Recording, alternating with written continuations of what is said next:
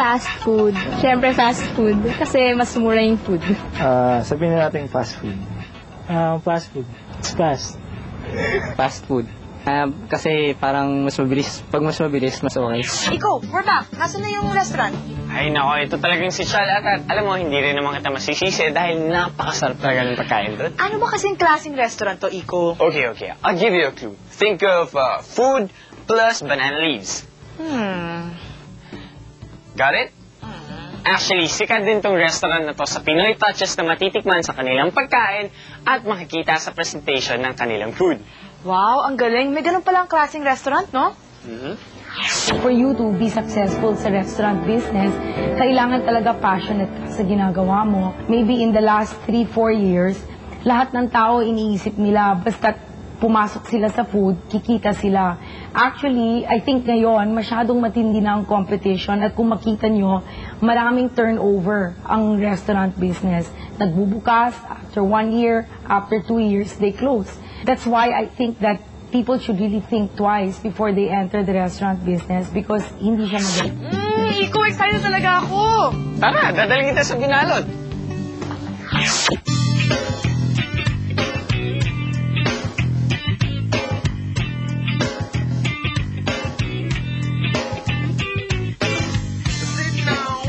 Hello guys, my name is Nico and I am with Shal at nandito kami ngayon sa one of the best Pinoy fast foods here in our country and we are with the big guy himself, the president of Binalot. This is Mr. Romel Juan. Sir, I have a very giggly girl right here kasi ang tagal niya na yung gustong makilala dahil she's been a fan of your restaurant. I've been a fan, I've been hearing about it, and it's really unique, and you tell us more about it. We started in 1996. The concept basically came from my mom, no? Kasi pag pumunta kami sa province dati, sa Cavite, my mom would wrap our food in banana leaves, no? So in 96, right after graduation, we found time in our hands, me and my brother, no? So pinag-usapan na, sabi ko, why don't we set up a business? Let's set up a restaurant, no? Sabi ko, alam ko na, naalala mo dati yung mom natin, binabalot yung pagkain natin sa dahon ng saging. Why don't we do that? And why don't we offer it to the urban jungle? You know, so we targeted Makati right away. Pero yun nga, hindi kami marunong magluto. So we invited another friend, Eileen Anastasio, who's a good friend of my brother. So, chef yun. Nag-aral yun sa California Culinary. So, pinagluto namin ng adobo. You know? So, masarap, lumabas. So, sabi nga, sige, sali ka na. No? So, that's where it started. So sir, before, nabasa ko na you just had this condo unit, tapos dun lang kayo nagsistay? Or guerrilla operation lang talaga kami. Guerrilla meaning what, sir? It was really, informal. Kumbaga, talagang meron lang kaming flyer, tapos may phone number. When we started, it was strictly delivery. Delivery concept lang kami. So, we distributed flyers in Makati, and then, pag umorder sa amin, wala kaming storefront.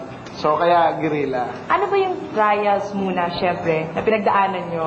Well, sabi ko nga, what doesn't kill you makes you stronger. Early on, siguro mga a year or so into the business, we experienced our first trial talaga, which was yung financial crisis of 97. So, bumagsak yung economy, nawala yung mga customers namin. Yung mga nagpapadeliver dati, suddenly, hindi na mo-order.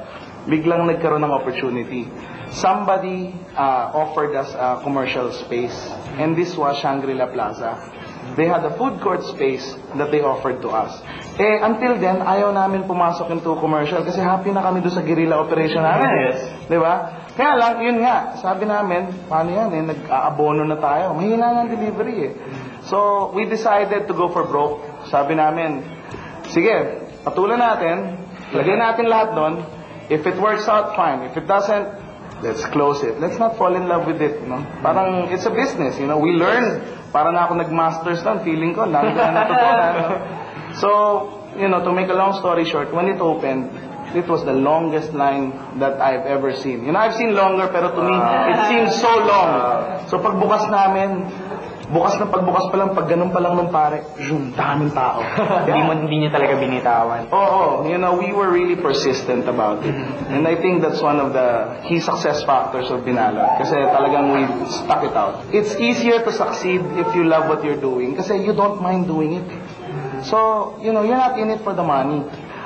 We established a program called the Dahon Program. So, it's acronym yun ng Dangal at Hanap Buhay para sa Nayon. And of course, Iko, we've been being selfish here, asking all our tips, but Yes. our viewers themselves, I know they have something in mind. But sir, why don't you give us just a few words of inspiration? Even mas mga enduring officers sa atin.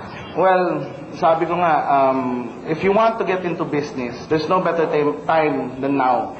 Kasi I always say that a good decision done quickly is better than a great decision done slowly. If you feel that you have a good concept, do it right away. No, don't wait for the perfect timing, perfect moment, ganyan, perfect circumstances. Chances are, pag intayin mo yon, iiwanan ka na ng tren. So, start small, start with the resources that you have available, and just start. That's what's important. sir, thank you very much. And since you said nga na a good decision done quickly is a better option for you, same thing with me. My good decision is to try the food right now done quickly, finally. Ginutom ako sa ating usapan, and then let's try it out. Exactly. Thank you so much, sir. We learned a lot, and I'm sure our viewers did too. You're Thank you. very welcome. Thank you. Thank you. Neighbor Louis Armstrong said that girl who left Mississippi, she liked to look of me and my Willie. I saw about her in the border. Sal, ang lakas mo pala